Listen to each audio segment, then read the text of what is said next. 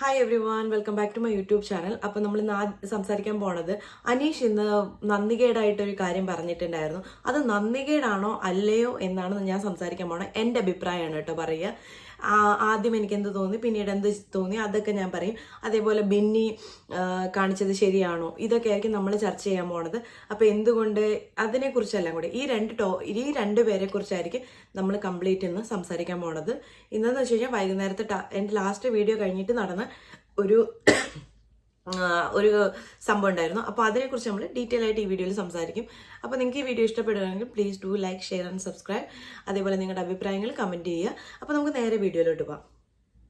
അപ്പോൾ ഫസ്റ്റ് തന്നെ നമുക്ക് അനീഷിന്റെ കേസ് എടുക്കാം. അപ്പോൾ നമ്മൾ എന്തുകൊണ്ട് ഇത് പറയുന്നത് വെച്ചാൽ മിഡ് വീക്ക് സസ്പെൻഷനിൽ 6 പേരാണുള്ളത്. അതിൽ ഓൾറെഡി ഇവർക്ക് 2 പേരെ വെച്ചിട്ട് അവരുടെ ടാസ്ക് കളിക്കാൻ വേണ്ടി സെലക്ട് ചെയ്യായിരുന്നു.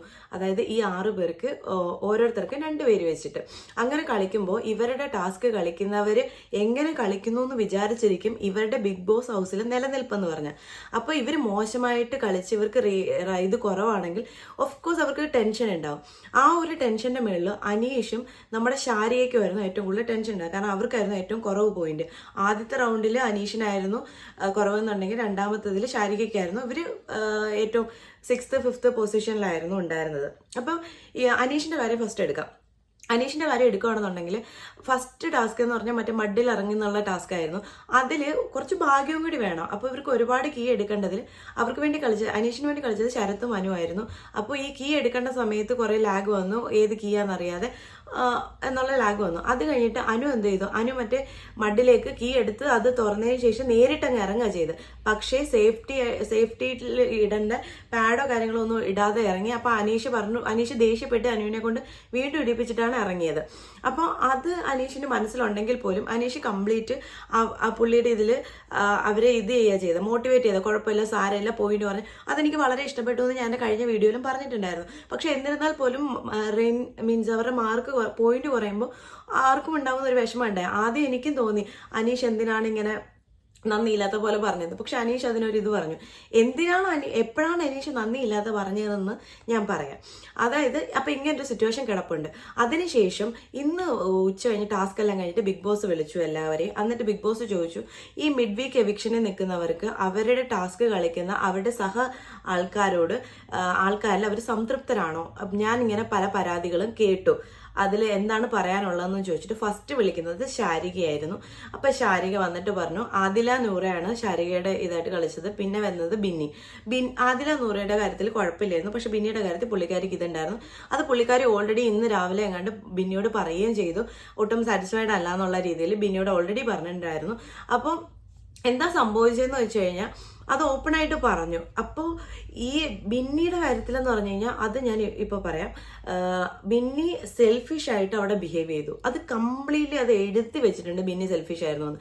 ഇവർ മഡിൽ ഇറങ്ങുന്നതിന് മുമ്പ് ഇവർ പ്ലാൻ ചെയ്തിട്ടാണ് പോയത്, ബിന്നിയാണ് ഇറങ്ങുന്നത് എന്നുള്ളത്. അപ്പോൾ അതിലേക്ക് ഇത് കളിക്കണം എന്നുണ്ടായിരുന്നു. കാരണം നേരത്തെയൊക്കെ ബിഗ് ബോസിൽ കണ്ടിട്ടുണ്ടായിരുന്നു ഇങ്ങനൊരു ഗെയിം. അപ്പോൾ അതിലേക്ക് കളിക്കണം എന്നുണ്ടായിരുന്നു. അപ്പോൾ അതിൽ 2 വട്ടം ചോദിച്ചു ഞാൻ പാൻറ് വേറെ ഇടട്ടെ, മഡിലേക്ക് ഇറങ്ങാനുള്ളതല്ല. അപ്പോൾ ബിന്നി തന്നെ കളിക്കാമെന്ന് പറഞ്ഞു. പക്ഷെ മഡൊക്കെ കണ്ടപ്പോഴത്തേന് ബിന്നി പറഞ്ഞു എനിക്ക് വേറെ ഡ്രസ്സില്ല.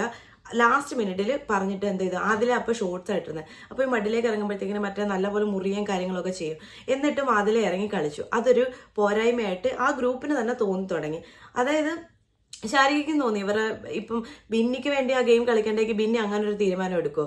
ബിന്നിയാണ് ഇപ്പോൾ ബിന്നിക്ക് വേണ്ടിയിട്ട് പോയിന്റ് ഉണ്ടാക്കാൻ കളിക്കേണ്ടതെന്നുണ്ടെങ്കിൽ ഡ്രസ്സിന്റെ കാര്യം എന്തെങ്കിലും ചിന്തിക്കുമോ? അപ്പോൾ ഒരു സെൽഫിഷ് മൈൻഡ് അവിടെ വർക്കായി. അതാണ് ശാരികയുടെ പ്രശ്നമായിട്ട് തോന്നിയത്. അതൊരു ജെനുവിൻ പ്രശ്നമാണ് ബിന്നി കാണിച്ചത്. വളരെ മോശമായിട്ടുള്ള കാര്യമാണ്. കാരണം ഒന്നും നോക്കാതെ ഇറങ്ങി കളിക്കുന്നതാണ് ബാക്കി പലരും ചെയ്തുകൊണ്ടിരിക്കുന്നത്. ഒന്നും നോക്കുന്നില്ല, ഇറങ്ങി അങ്ങ് കളിക്കുക ചെയ്യുന്നത്. അവനവന്റെ ടാസ്കാന്നുള്ള രീതിയിൽ കളിക്കുക ചെയ്തത്. അതേസമയം ബിന്നി അത് ചെയ്തില്ല. അതിനെ അവര് ഇന്ന് ചോദ്യം ചെയ്യുക കാര്യങ്ങൾ ചെയ്ത്. അപ്പോൾ ആദ്യമൊക്കെ ബിന്നിയെ സപ്പോർട്ട് ചെയ്തു. പിന്നെ ഇവരെ ഗ്രൂപ്പായിട്ട് ചർച്ച ചെയ്തപ്പോൾ ബിന്നിയുടെ ഭാഗത്ത് ഫോൾട്ട് ഉണ്ട്. കാരണം ലാസ്റ്റ് മിനിറ്റ് അല്ല പറയണ്ടേ. കാരണം ആദിലേക്ക് നൂറയ്ക്ക് മറ്റേ ബാഡ്ജ് ഉണ്ടായതുകൊണ്ട് അവർക്ക് ഏത് ഡ്രസ്സും ഉണ്ട്. പക്ഷെ ഇത് അവിടെ ചെല്ലുന്നതിന് മുമ്പ് പ്ലാൻ ചെയ്യണമായിരുന്നു.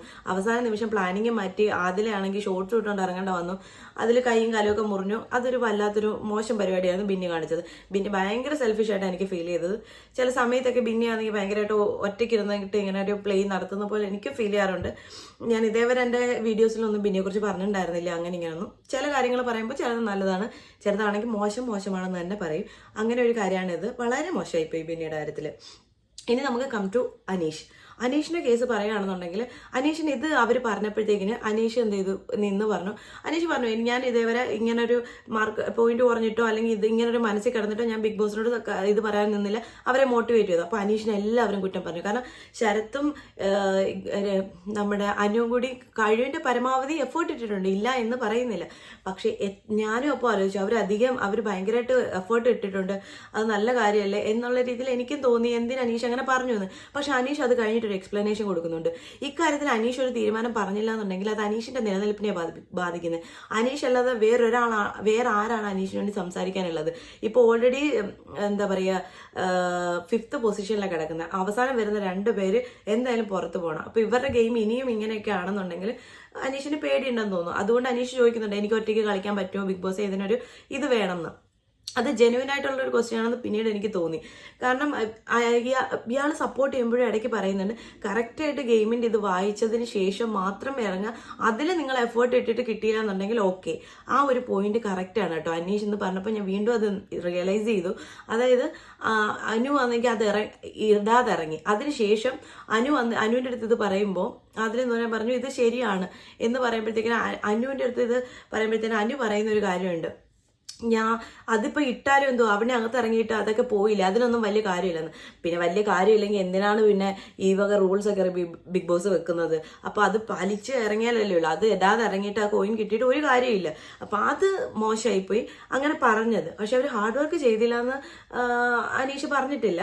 പക്ഷെ അവരുടെ ഗെയിമിങ് അനീഷിന് കുറച്ച് പോരായ്മ ഉണ്ടെന്നുള്ളത് ഭയങ്കര ഹാർഷായിട്ടാണ് പറഞ്ഞത്. പുള്ളി മയത്തിലല്ല പറഞ്ഞത്, ഭയങ്കര ഹാർഷായിട്ട് ഭയങ്കര അനീഷിനെ അറിയാവുന്നവർക്കറിയാം ഭയങ്കര സ്ട്രെയിറ്റ് ആയിട്ട് കാര്യങ്ങൾ ഭയങ്കര നമുക്ക് കൊള്ളുന്ന രീതിയിൽ പറയും. അങ്ങനെ ഒരു പറച്ചിൽ അവിടെ നടത്തി. അതായിരിക്കും ഏറ്റവും കൂടുതൽ എല്ലാവരും എതിർത്ത് നിന്ന് എന്താ കാര്യം എന്ന് പറഞ്ഞില്ല. അപ്പം ഇവർ ഇത്രയും ഹാർഡ് വർക്കിംഗ് ആയിട്ട് മീൻസ് അല്ല ഭയങ്കര എഫേർട്ട് ഇട്ട് കളിക്കുന്നത് എല്ലാവരും കണ്ടുകൊണ്ടിരിക്കുക. അപ്പം രണ്ടാമത്തെ ഗെയിമിൽ കുറേ കൂടി പോയിന്റ് അവർ എന്താ പറ്റുക ഇവരെത്രയാ ഉണ്ടാക്കി അനീഷിന് 4ാമത്തെ സ്ഥാനം ഒപ്പിച്ചു കൊടുത്തു. അവര് അത്ര എഫേർട്ട് ഇട്ടിട്ടുണ്ട്. പക്ഷെ അനീഷിന്റെ ആ ഒരു പേടി കൊണ്ട് അനീഷ് എന്ത് ചെയ്തു, അനീഷിന്റെ ഭാഗം പറഞ്ഞു. അപ്പൊ ഇങ്ങനെ കുറേ വഴക്ക് നടന്നുകൊണ്ടിരിക്കുകയായിരുന്നു, അതായത് 2 ഭാഗം പഠിച്ചിട്ട്. പക്ഷെ ഇക്കാര്യത്തിൽ ഞാൻ അനീഷിന്റെ കൂടെ തന്നെയാണ്. കാരണം ഇതിനകത്ത് മനുഷ്യപ്പറ്റി കാര്യങ്ങൾ വേണ്ടെന്നൊന്നും ഞാൻ പറയുന്നില്ല. പക്ഷെ ഇങ്ങനൊരു ഡാർക്ക് റൂമിലേക്ക് പോകുന്ന ഒരു സിറ്റുവേഷൻ വരുമ്പോൾ കുറച്ച് ഇതാവുന്നത് നല്ലതാണ്. കാരണം അവനവന്റെ നിലനിൽപ്പിന്റെ കാര്യമാണല്ലോ, അതുകൊണ്ട്. അപ്പോൾ അതിനുശേഷം വന്നിട്ട് ബിഗ് ബോസ് പറഞ്ഞു നിങ്ങൾ ഞാൻ സഹായിക്കാം, ആ ഒരു കാര്യം ഞാൻ ഷഫിൾ ചെയ്യാന്ന് പറഞ്ഞു. പക്ഷെ എനിക്കൊരു പേടി ഉണ്ടായിരുന്നെന്ന് വെച്ച് കഴിഞ്ഞാൽ ഇനി വരുന്ന ആൾക്കാർക്ക് ഇപ്പൊ അനീഷ് ഇവരെ തള്ളി പറഞ്ഞതുകൊണ്ട് തന്നെ എന്തുകൊണ്ട് എന്താ പറയുക ഇനി ആരെങ്കിലും അനീഷിന് വേണ്ടി കളിക്കുമോ? അപ്പൊ ശരത്തും മാനും ഒക്കെ ഇതിന് ഒപ്പോസ് ചെയ്ത് സംസാരിക്കുന്നുണ്ടായിരുന്നു. ഞങ്ങൾ അത്ര അവരുടെ ഭാഗവും ശരിയല്ല എന്ന് ഞാൻ പറയുന്നില്ല, നല്ല കളിച്ചു. അനീഷിന്റെ പേടി കൊണ്ട് അനീഷ് ചെയ്തു, ഓക്കെ, ആരെയും കുറ്റം പറയാൻ പറ്റത്തില്ല ഇതിനകത്ത്. അപ്പം അനീഷ് നന്ദിയില്ല എന്ന് പറഞ്ഞു കഴിഞ്ഞാൽ പറയേണ്ട രീതിക്ക് പറയണമായിരുന്നു. അപ്പോൾ ഇത് എന്ത് ചെയ്തു, അപ്പോൾ എല്ലാവരും കളിക്കൂ, ഇനി അനീഷിന് വേണ്ടി കളിക്കൂ എന്നുള്ള ടെൻഷൻ എനിക്കുണ്ടായിരുന്നു. അതിൻ്റെ ഇതും ഞാൻ അവസാനം പറയാം. അപ്പോൾ ഇത് ഷഫിൾ ചെയ്യാൻ തീരുമാനിച്ചു. അങ്ങനെ ഒരു ബൗളും പേപ്പറും കൊടുത്തു. അപ്പോൾ ഇവർ 6 പേരെ ഒഴിച്ചിട്ട് ബാക്കി, അതായത് മിഡ് വീക്ക് സസ്പെൻഷനിൽ 6 പേരെ ഒഴിച്ചിട്ട് ബാക്കി എല്ലാവരുടെയും പേര് അതിനകത്ത് എഴുതിയിട്ടിട്ട് ഈ സസ്പെൻഷനിലുള്ള 6 പേര് സെലക്ട് ചെയ്യുക. 2 പേപ്പർ വീതം സെലക്ട് ചെയ്യുക. നേരത്തെ വന്ന കളിക്കാർ തന്നെയാണ് വരുന്നതെന്നുണ്ടെങ്കിൽ അത് എടുക്കാൻ പറ്റില്ല. പിന്നെ പേപ്പർ വീണ്ടും ഇട്ടിട്ട് അടുത്ത് എടുക്കുക. അപ്പോൾ ഫ്രഷ് ആയിട്ടുള്ള ആൾക്കാരായിരിക്കണം ഇനി വരേണ്ടത്. അപ്പോൾ നമ്മുടെ മിഡ് വീക്ക് സസ്പെൻഷൻ്റെ നമ്മുടെ ആൾക്കാർക്ക് പുതിയ ടീം സെറ്റ് ആയിട്ടുണ്ട്. അതാരൊക്കെയാന്ന് വെച്ചാൽ രണയ്ക്ക് വന്നേക്കുന്ന ബിന്നിയും ശരത്തും, സരികയ്ക്ക് വന്നേക്കുന്ന അനുവും അക്ബറും, രേണുവിന് വന്നേക്കുന്ന ഷാനവാസും നെവിനും, ശാരികയ്ക്ക് വന്നേക്കുന്ന ബിൻസിയും അഭിലാഷും, ഒനീലിന് വന്നേക്കുന്നത് ആര്യനും ജിസയിലും. ഒനീലിന് ആദ്യവും വന്നത് നല്ല ഭയങ്കര കായിക ബലമുള്ള ആൾക്കാരാണെന്നുണ്ടെങ്കിൽ ഇപ്രാവശ്യവും ഒനീലിന് നല്ല ഗെയിമേഴ്സിനെ തന്നെ കിട്ടിയേക്കുന്നത്. അവർ സ്പോർട്സിലും ഒക്കെ ആക്റ്റീവ് ആയിട്ടുള്ളത്. ആര്യനും ജിസയിലും എങ്ങനെ ഒരുമിച്ച് വീണ്ടും വന്നു എന്നാണ്. കാരണം ആര്യനും ജിസയിലും തന്നെയായിരുന്നു നമ്മുടെ രണയ്ക്ക് നേരത്തെ ഉണ്ടായിരുന്നത്. അവർ ഒരുമിച്ച് വന്നു, അപ്പോൾ ഭയങ്കര ചിരിയൊക്കെ ഉണ്ടായിരുന്നു. പിന്നെ വന്നത് അനീഷിന് ലാസ്റ്റ് ഓപ്ഷൻ എന്ന് പറഞ്ഞു കഴിഞ്ഞാൽ ശൈത്യയും ആദിലയും നൂറയായിരുന്നു.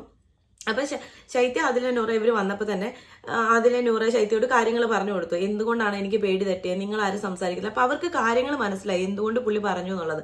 അപ്പൊ അവരെന്തായാലും അനീഷിന് വേണ്ടി കളിക്കാൻ റെഡിയാണ്. അപ്പൊ ശരത്തൊക്കെ എവിടെ നിന്നോട് പറയുന്നത് നിങ്ങൾ കളിക്കരുത്, അവനെ തോപ്പിച്ച് അവനെ ആ റൂമിലേക്ക് വിടണം എന്ന് പറയുന്നുണ്ട്. പക്ഷെ ഇതൊരു ഇൻഡിവിജ്വൽ ഗെയിമാണെന്ന് എടുത്തു കഴിഞ്ഞാൽ തീരാവുന്ന പ്രശ്നമേ ഇവിടെ ഉള്ളൂ. പക്ഷെ അങ്ങനെ പ്രശ്നം തീർന്നിട്ട് കാര്യമില്ലല്ലോ, എന്തെങ്കിലും പ്രശ്നങ്ങൾ ഉണ്ടായാലല്ലേ നമുക്ക് കണ്ടന്റ് ഉണ്ടാവുള്ളൂ. അപ്പൊ ഈ ഒരു സാധനം, ഈ ഒരു ഗെയിം ചേഞ്ച് എനിക്ക് ഭയങ്കരമായിട്ട് ഇഷ്ടപ്പെട്ടു. കാരണം എൻ്റെ ഉള്ളിൽ ഇവരിങ്ങനെ ഗ്രൂപ്പായിട്ട് തന്നെ കളിക്കുകയാണെങ്കിൽ ആ ഒരു രീതിയിൽ അങ്ങ് പോകും. ഇപ്പോൾ ഇന്ന് ഷഫിൾ ചെയ്തപ്പോഴത്തേക്കിന് വീണ്ടും ഒരു രസമായിട്ട് വന്നിട്ടുണ്ട്. എന്തായാലും അത് എനിക്ക് ഇഷ്ടപ്പെട്ടു. പക്ഷേ ബിന്നിയുടെ എനിക്ക് ഒട്ടും അക്സെപ്റ്റ് ചെയ്യാൻ പറ്റിയില്ല. കാരണം ബിന്നി ഭയങ്കരമായിട്ട് ഇത് ചെയ്തിട്ടുണ്ടായിരുന്നു. അപ്പോൾ ഇന്നത്തെ ഗെയിമിലും എന്തോ ഒരു മിസ്റ്റേക്ക് കാണിച്ചിട്ടുണ്ടായിരുന്നു. അപ്പം എന്തൊക്കെ പറഞ്ഞാലും അനീഷിന്റെ ഭാഗം നോക്കുകയാണെങ്കിൽ അനീഷിന്റെയും ശരത്തിന്റെയും നമ്മുടെ അനുവിന്റെയും കാര്യങ്ങളെല്ലാം ഓക്കെയാണ്. അവർ ഹാർഡ് വർക്ക് ചെയ്തിട്ടുണ്ട്. അനീഷിന്റെ ഭാഗം നോക്കിയാൽ അനീഷിന്റെ ഭാഗം ക്ലിയർ ആണ്. നന്ദിയായിട്ടൊന്നും പറയാൻ പറ്റത്തില്ല. അതേപോലെ തന്നെ പക്ഷെ പറഞ്ഞ രീതി ഇപ്പോഴും ഞാൻ എടുത്തു പറയുന്നു, പറഞ്ഞ രീതിയിൽ വ്യത്യാസം വരുത്താം. പിന്നീട് വന്നിട്ട് നമ്മുടെ ബിന്നിയുടെ കാര്യത്തിൽ ഞാൻ ആ ഒരു സ്റ്റാൻഡിൽ തന്നെ നിൽക്കുക, ചെയ്തത് മോശമായിപ്പോയി. എന്തായാലും ടീമെല്ലാം മാറിയിട്ടുണ്ട്. ഇനി എന്താണ് അടുത്ത ഗെയിമെന്നും ആര് ഡാർക്ക് റൂമിൽ പോകുമെന്നും ഒക്കെ നമുക്ക് നോക്കാം. എന്തായാലും വ്യാഴാഴ്ച വരെയാണ് ടൈം വരുന്നത്. അപ്പോൾ അതെല്ലാം കൂടി എന്തായാലും ഇനി വരുന്ന എന്തെങ്കിലും നല്ല അപ്ഡേറ്റ്സ് ഉണ്ടെന്നുണ്ടെങ്കിൽ നല്ലതല്ല, ഇനി പുതിയ അപ്ഡേറ്റ്സ് വരുമ്പോഴത്തേക്കിനും ഞാൻ നിങ്ങൾക്ക് എൻ്റെ ചാനലിൽ കൂടി ഞാൻ പറയുന്നതായിരിക്കും. അപ്പോൾ thanks for watching. Bye bye.